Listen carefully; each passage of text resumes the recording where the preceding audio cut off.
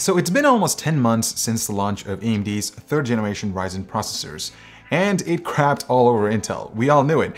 In fact, Intel was sitting there hoping that their Coffee Lake CPUs, like the i9-10900K, would compete against the best that AMD had to offer, but that wasn't enough. In fact, what they're trying to do right now is come up with another 14nm refresh called Comet Lake. But look, all jokes aside, I need to level with you guys.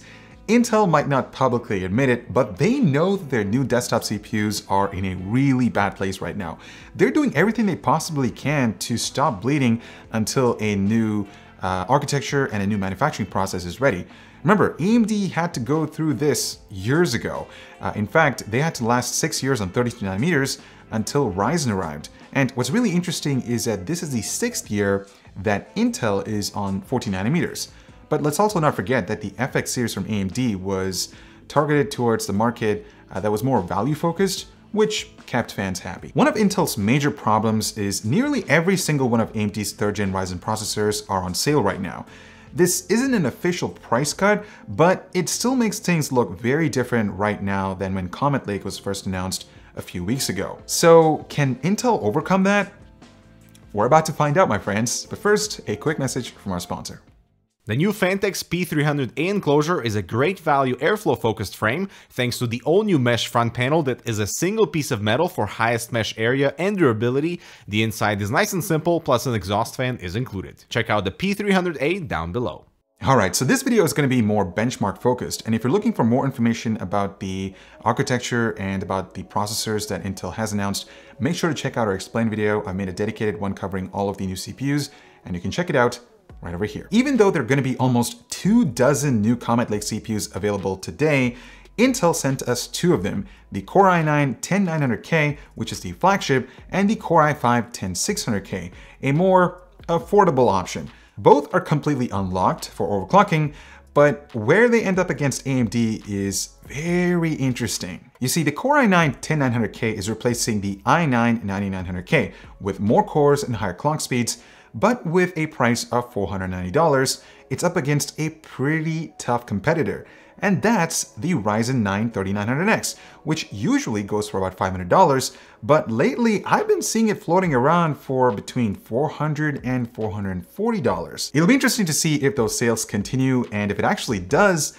Intel is going to be fighting an uphill battle against a processor that has an efficient manufacturing process, with more threads and a much lower price tag. As for the i5-10600K, well, as a replacement for the 9600K, it looks pretty good by offering double the number of threads and slightly higher frequencies. Technically, it's going head-to-head against the 6-core, 12-threaded 3600X, but through the miracle of sales, it's going for just $205 these days. So that means the 10600K ends up almost hitting the same price as the 8-core, 16-thread Ryzen 7 3700X, which used to hit the $330 mark, but prices have dropped below $300. Now, there are a few things that I want to mention about these prices before going any further. First of all, sales don't last forever. So the Ryzen 3000s might rise in cost, but I'm not entirely sure about that. Also, some of them are pretty old as far as processors go, and AMD did say that they will launch the Zen 3 this year. So until next-gen Ryzen CPUs roll out, this is the perfect opportunity to keep those prices low and really put the hurt on Intel. Now, as for Intel prices, let's just say that I'll believe them when I see them online. So take that with a grain of salt. Another thing I want to talk about is clock speeds, because on these new CPUs, There's a ton of variables when it comes to hitting Intel's advertised frequencies, especially with the Core i9-10900K. It actually has a ton of different frequencies, many of which you've probably seen on past Intel CPUs, and all of them are dependent on variables like power, temperatures, and workload. So there's a base frequency of 3.7 GHz and the usual Turbo Boost 2.0, which can bring a single core up to 5.1 GHz. Turbo Boost 3.0 then enhances the capability by finding the fastest core and boosting that one to even further to 5.2 GHz in single-threaded workloads. Then there's all-core turbo frequency of 4.8 GHz, which is the theoretical maximum sustained clock speed when all cores and threads are fully loaded. The new addition here is what Intel calls thermal velocity boost, and it takes frequencies to the next level, but only in very short bursts on your CPU's two best cores and under strict circumstances. It'll only be enabled if the CPU temps is 70 degrees Celsius or less, and the CPU's power package allows for higher speeds. Speaking of those boost levels, I should also mention that each motherboard manufacturer has a different way of addressing them, and many tend to operate outside of Intel's predefined limits. So for example, ASUS automatically enables their multi-core enhancement, which artificially enhances scores. Meanwhile, the latest version of Gigabyte's BIOS extends power limits, so these new CPUs will operate at higher power thresholds for longer periods of time. We always stick to Intel's predefined stock settings, so let's see what that translates to in terms of clock speeds. First of all, you can see here that the two best cores on the 10900K I have over here is number 4 and number 5. Those are the only ones that'll hit 5.3 GHz on a single core. By charting temperatures and clock speeds over time on a single core, you can see that speeds hitting that 5.3 GHz mark, but only occasionally. This might only tell half the story though, since our 1 second polling rate likely isn't picking up some millisecond changes in speed, so the 10900K could be hitting the higher ratio more often than we see. But if you look towards the center of the chart, temperatures on this core rose a bit, which likely meant another Windows process started eating up some resources, since temperatures stayed below 60 degrees Celsius and package power was super low as well. Technically, the frequencies should have stayed between 5.1 GHz and 5.3 GHz, but they didn't. Honestly, this just shows just how damn picky Intel's boost algorithm is. But what about multi-core workloads like Maya Render? Well, starting things off with a default fan speed profile on the ASUS motherboard and a Noctua U12S that I'm using here, things got interesting. Temperature spiked before the heatsink fans could catch up, but then they leveled out way under Intel's 70-degree threshold for thermal velocity boost. As for clock speeds, well, the first 30 seconds shows clocks hitting really impressive speeds, as Intel's short duration power limit gives a more relaxed setting, but that also caused the temperature to increase. Then Intel's long duration power limit sets in and frequencies and temperatures go to a nosedive, with the 10900K varying between 4.1 and 4.2 GHz. But what happens when we add more cooling? Would the chip stay at higher speeds? Well, I stuck two fans running at 100% on the U12S, and the temperatures never got above 75 degrees Celsius, which should mean we'd hit higher average clock speeds, right? Well, no. After that short burst of speed, it leveled out around 4.2 GHz again, which is way under Intel's 4.8 GHz claim, but there's nothing new about that. This seems to be more about package power limits rather than temperatures. Getting Intel CPUs to hit their turbo frequencies on a constant basis usually involves overclocking. And what about the 10600K? Well, it doesn't have thermal velocity boost or turbo boost max 3.0, and its behavior was quite different. Its all core speeds remained really consistent over the course of the test. So now that we have a better understanding of how these CPUs behave, let's dive into the benchmarks. But before that, I'll pause here for a bit just so you can go over our test system configuration. So feel free to pause, go over all the setups. Yeah. Okay, so starting off with Cinebench single core, and this is one area where Intel has always been strong, even though AMD has made some really big steps towards improving their performance here. But moving on to multi-core workload, and well, Intel's Comet Lake is a big improvement over their previous generation, but in comparison to AMD, it just isn't enough. One of the biggest concerns here is the 10600K, which has the same number of processing threads as the 3600X, still falls short. Moving on to real-world testing, the first thing that I wanted to tackle is Adobe Premiere Pro, since it's been through a couple of really important revisions lately that we needed to talk about. Let's start things off with the baseline rendering without any hardware acceleration. This situation perfectly illustrated what would happen with a multi-pass render or with encoding options that only support software encoding. Here, Intel's pain is pretty evident, and while the 10900K loses, the 10600K gets absolutely creamed.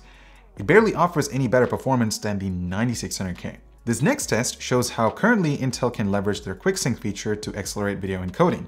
Sure, their CPUs are ahead, but look a bit closer and there's obviously no reason to spend more money on an i9 since the integrated graphics module becomes the bottleneck. But Adobe has been pretty busy lately rolling out hardware acceleration for more than just Intel. In its latest release and 14.3 beta, both AMD and NVIDIA GPUs are able to offer hardware acceleration, which will even the playing field in a big way.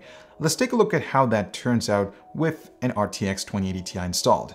So, this came as a bit of a surprise. While Intel has completely lost their massive lead, they're still able to stay ahead of AMD. Why? Let's drill down a bit to see what's actually happening here. Here you can see that in the current hardware accelerated build, the Intel GPU is responsible for video decoding, the NVIDIA card takes care of some copying tasks, and the CPU crunches through encoding and a bunch of other things. Switching over to the 14.3 beta allows every resource to be properly used in parallel. That means video encode is being done by NVIDIA's NVENC encoder, the Intel graphics takes care of decoding, and the CPU is still being used, but a lot less than before. So the integrated GPU is still used here, and it allows Comet Lake to stay in front, by a bit. This also makes me really interested to see how AMD's APUs do here. Moving on to Resolve, and here the Intel CPUs are pretty competitive, but not by all that much. The close results are because this program is really GPU dependent when its hardware acceleration is enabled. Basically, you have the GPU working away at almost 100%, while the CPUs only deal with light workloads. As for the rest of the tests, well, what you see here is a really similar situation playing out again and again. In any situation where there's an all-core load, AMD completely dominates anything Intel can offer. Meanwhile, in mixed workloads like you find in some programs, Intel stays ahead, but really not by all that much. For example, would I buy the 10900K or the 10600K over the 3900X or the 3600X for something like MetaShape? Well, based on AMD's current prices, absolutely not, because the Ryzen series would give me more multi-core flexibility for other programs too, rather than just being strong in one area. As a matter of fact, depending on where the 10600K's retail price lands, it might have a really big problem with the 3700X, even for lightly threaded workloads. Switching to Blender, it's a switch back to the pain game for Intel versus AMD, but to their benefit, the new i9 and i5 CPUs do offer a lot more performance than Coffee Lake. That'll be a big deal for Intel buyers in applications like Autodesk Maya, but all in all, it just feels like AMD has a better rounded lineup that balances multi-core domination with very good single-core results. Moving on to gaming, and this is an area where Intel claims their i9-10900K is the fastest CPU that has ever been created. Well, let's put those claims to the test. And yeah, it looks like these results really do put things into perspective, don't they? Modern Warfare does seem to really like high core counts and speeds, but it's the only game in this situation. I mean, sure, the 10900K and the 10600K do provide really good frame rates, but those small chart differences doesn't lead to a subjectively better experience in any way. Even the 1% lows are pretty identical across the board. I could have loaded things in Intel's favor by benchmarking at a low resolution, but that's just not a realistic situation for someone spending hundreds of dollars on a CPU. As it stands, we're using the most powerful GPU on the market right now, and using it at 1080p, yeah, it still becomes a bottleneck. Look, if you only want a system for gaming purposes, avoid the 10900K, the 3900X, the 3700X, the 10600K, or any other high-end CPU for that matter. Just get yourself an affordable processor and maximize on your graphics card budget and thank us later. So with that out of the way, I think it's time to tackle something that a lot of people were concerned about when they heard Intel was going to push higher core counts and higher frequencies on the same old 14nm process. And that is temperatures and power consumption. Back at the beginning of this video, we've already seen that temperatures are fairly manageable with a decent air cooler like the Noctua U12S. It also feels like Intel throttles their clock speeds based on power consumption rather than heat. So what does that really mean? Well, taking a look at the package power over time, it really conveys an interesting story. Starting with the 10900K, and already there's a problem that was evident earlier. This thing sucks down a huge amount of electricity in the first 30 seconds of all core load. Yep, that's about 225 watts. And since most synthetic benchmarks like Cinebench don't take that long to complete, this out-of-spec behavior will artificially inflate Intel scores. Luckily, this won't impact our results since most of our tests are real-world scenarios that take a while to complete. Now, after that huge boost, it's almost like an algorithm saying, whoops, I shouldn't be doing this, and step things back in line to the rated 125 watts. Remember, this is supposedly at Intel's defaults without any motherboard-specific enhancements enabled, but looking at this makes me wonder if the ASUS board isn't still doing something behind the scenes. Now, taking a look at the 10600K, and because it doesn't have the Turbo Boost Max 3.0 or Thermal Velocity Boost, its behavior is a lot more predictable. It remains flat at 100 watts through the entire test. And what does that mean for power consumption of the whole system? Well, over the course of a 15-minute test, both of those processors are relatively efficient, all things considered, but just like we saw, there's a lot more to it with the Core i9-10900K. If we factor peak power consumption into that equation, the 10900K gets all bent out of sorts. This actually pisses me off right now since this can totally throw off power supply calculations and it can also push less capable heatsinks right off the edge. On that note, I think it's time to wrap up this review. While the addition of new cores and threads make these new CPUs a bit more competitive, in my opinion, it's too little and way too late because Intel had the opportunity to stop their bleeding back when Coffee Lake was launched, but instead, it was the same old, endless, identical refreshes. Basically, Intel buried their heads in sand and let Ryzen walk all over them. Now, Comet Lake can be really fast in some situations, but it feels like a generation behind at prices that have already been undercut by some AMD CPU sales. It's also coupled to a Z490 platform, which brings absolutely nothing new to the table. But what if there weren't any sales? Well, I'd still recommend the Ryzen 9 3900X over the Core i9-10900K because it's just a versatile all-around processor. The same story goes for the 3600X. I'd still recommend that CPU over the Core i5-10600K. Competition is good though, so I guess the best thing I can say about these new processors is they're causing lower Ryzen prices and hopefully Intel can adjust their strategy to somehow compensate before Zen 3 hits. So that's it for me, guys. Thank you so much for watching. Stay safe, spend responsibly, and I'll talk to you guys in the next one.